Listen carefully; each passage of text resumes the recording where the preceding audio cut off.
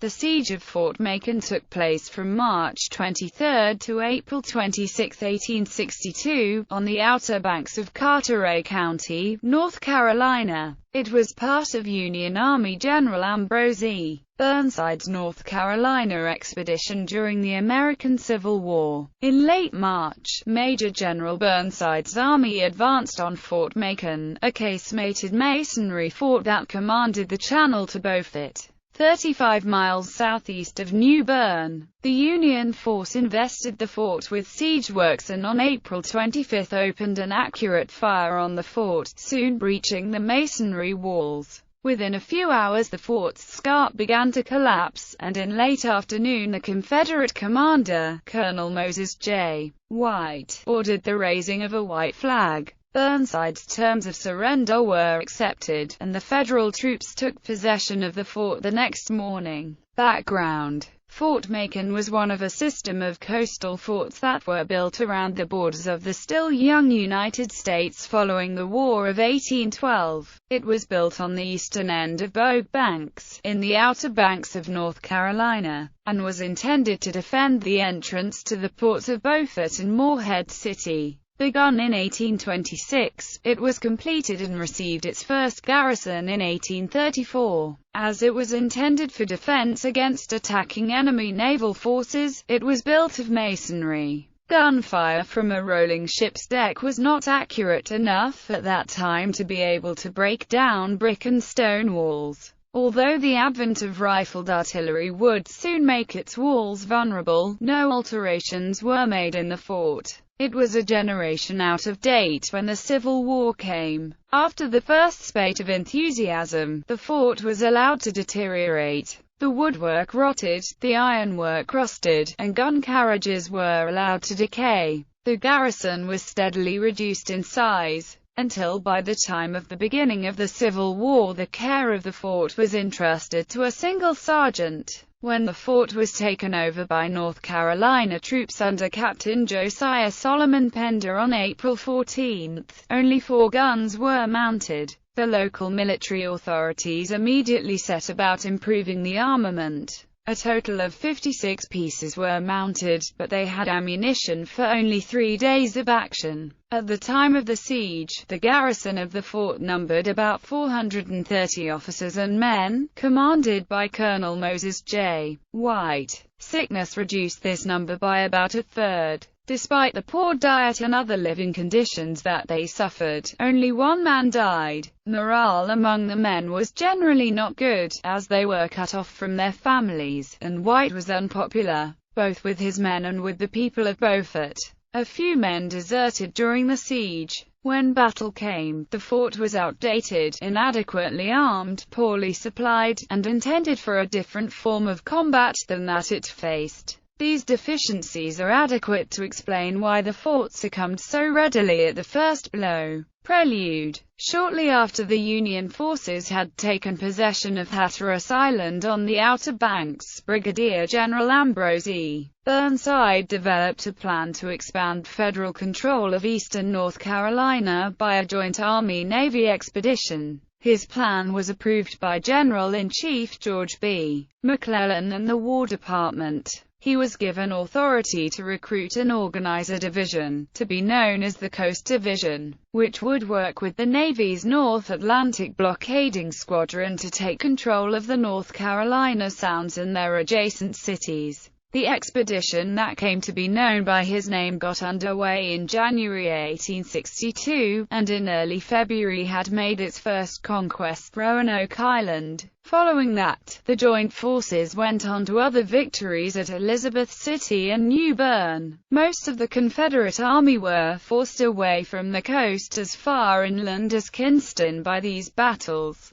The major exception was the garrison of Fort Macon. So long as Fort Macon remained in Confederate possession, Burnside could not use the ports at Beaufort and Morehead City. So immediately following the capture of New Bern on March 14, he ordered Brigadier General John G. Parke, commander of his 3rd Brigade, to reduce the fort. Parke began by seizing the towns along the inner shore. Carolina City on March 21, Morehead City on March 22, Newport on March 23, and finally Beaufort on March 25.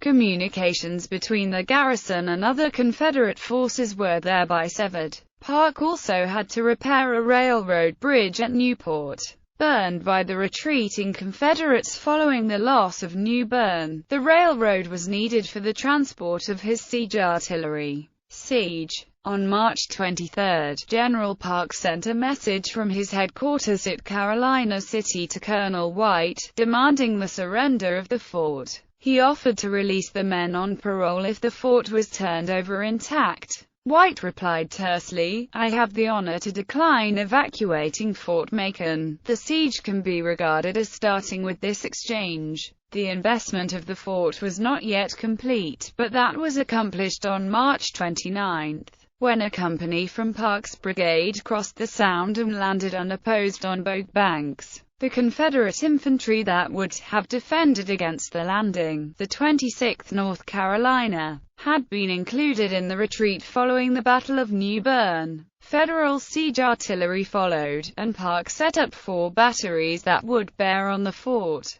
4 8-inch mortars at a range of 1,200 yards, 4 10-inch mortars at a range of 1,600 yards, 3 30-pounder rifled Parrotts at a range of 1,300 yards, and a 12-pounder boat howitzer at a range of 1,200 yards. The batteries were moved up at night and remained hidden behind sand dunes until they were ready to open fire. The defenders were aware of these activities, but could not waste ammunition by firing at unseen targets. Patrols sent out from the fort to harass the Union soldiers were driven back, usually without loss. On April 17, General Burnside could state in his report to the War Department, "I hope to reduce the fort within 10 days." His prediction proved to be remarkably accurate. Preparations were completed by April 23, and on that day General Burnside communicated directly with Colonel White and repeated his demand for surrender, again offering to release the prisoners on parole.